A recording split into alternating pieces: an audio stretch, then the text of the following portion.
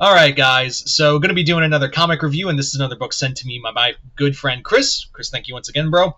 And today we're going to be talking about Godzilla, Sons of Giants. Technically, the full title is Godzilla, Here There Be Dragons 2, Sons of Giants. I feel like we could have just easily just called it Sons of Giants. But I guess, just so people are aware that this miniseries actually connects to Here There Be Dragons, which it does.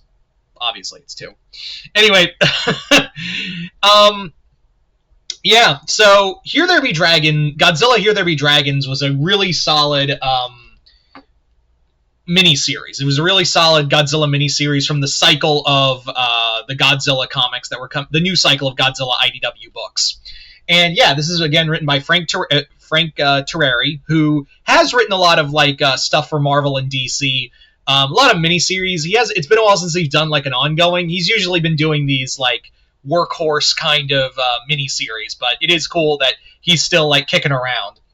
Anyway, so in the first story, Here There Be Dragons. In that story, it's basically it's Godzilla versus pirates. But in there was a story, a background story of a secret organization called the Sons of Giants, who are aware of the kaiju existence, and they are essentially an organization and order, a global secret society that keeps the existence of these kaiju null and void. They keep everything hidden. However, a guy named Mortimer Drake, who is a journalist, and this is set in the early 1800s, after Aaron Burr assassinate's not the right word, kills Alexander Hamilton in a duel. Yes, this involves Aaron Burr and Alexander Hamilton. There's actually a moment where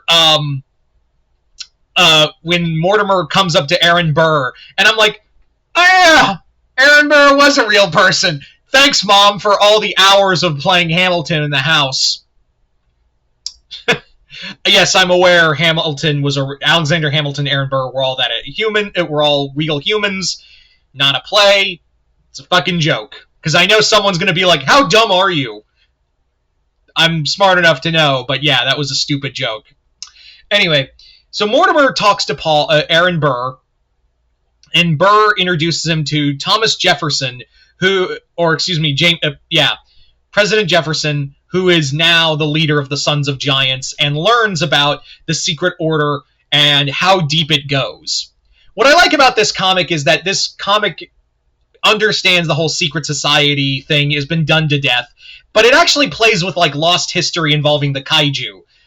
Each issue basically opens with a lost piece of history and how it tied into several kaiju. One story involved a samurai who created a sword that struck and caused Godzilla to bleed. Another involves an Aztec culture who worship Rodan.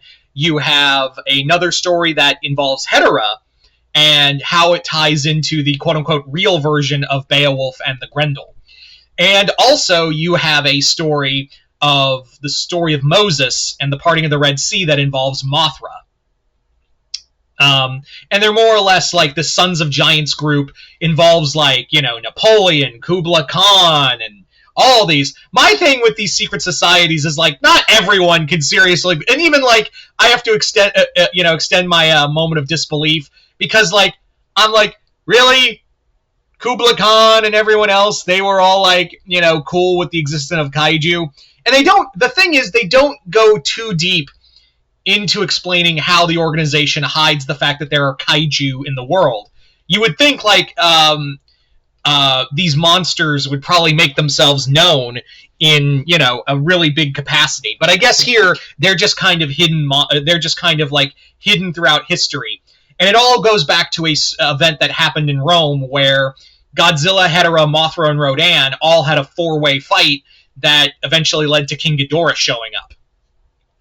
So, yeah, that was my thing with the secret. It does feel like Assassin's Creed Templars, or just Assassin's Creed in general.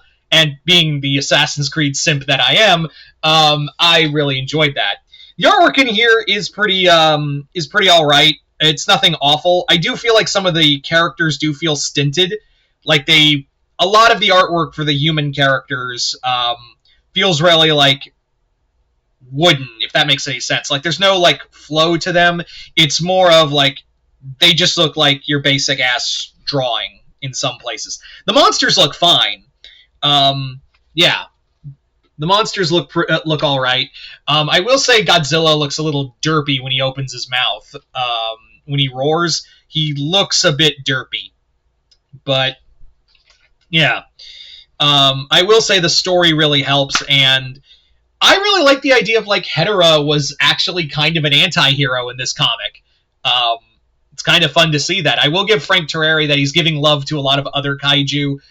Like I said, it was really cool in the first book that Ebra and Udaka were the big villains. Like Udaka, the fucking octopus, played a vital role in the comic in the first one. So to see Hedorah here, it was really cool. This comic also is building, because as you guys are probably aware, the third and final part of this trilogy, Here There Be Aliens, that first issue dropped. So I will be reviewing that in trade at some point, but yeah.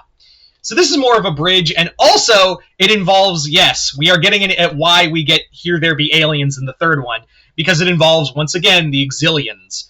Now, I will say that, like, on one hand, I feel like IDW and everyone else in, like, the IDW Godzilla sphere just kind of go back the Exilians a lot. And I'm like, guys, there's literally 10 other alien races you can pick from. You know, the Exilians are cool, don't get me wrong, but, like, at the same time, I'm like, guys, come on, there's other like, you could use the simians, the shape-shifting apes, you could use the cockroach people. But I will say for this variant of the Exilian, for the Exilians, they go with more final wars, where they're like fish people. So that's kind of cool. Like, I'm like, all right, at least they're doing like a different variation of the Frank Terreri and this creative team is doing that variation of the Exilians. So that's kind of cool. This comic does feel more like a bridge and like setup for Here There Be Aliens, and again, it's not so much a action-heavy comic, but more to talk about like what the Sons of Giants are about. And what I like about this trilogy is that every time we get to another piece of the puzzle, like it gets bigger, like it takes center stage, or it doesn't overshadow the other thing. Like the whole thing with the Sons of Giants in the first book, where it felt more like a background thing, and then eventually here in the second one, this is where it takes center stage. Well, the alien stuff comes up behind it. So yeah, I know that's how that's how trilogies are supposed to work, but at the same time, it's kind of nice to see like there's a clear flow to this trilogy.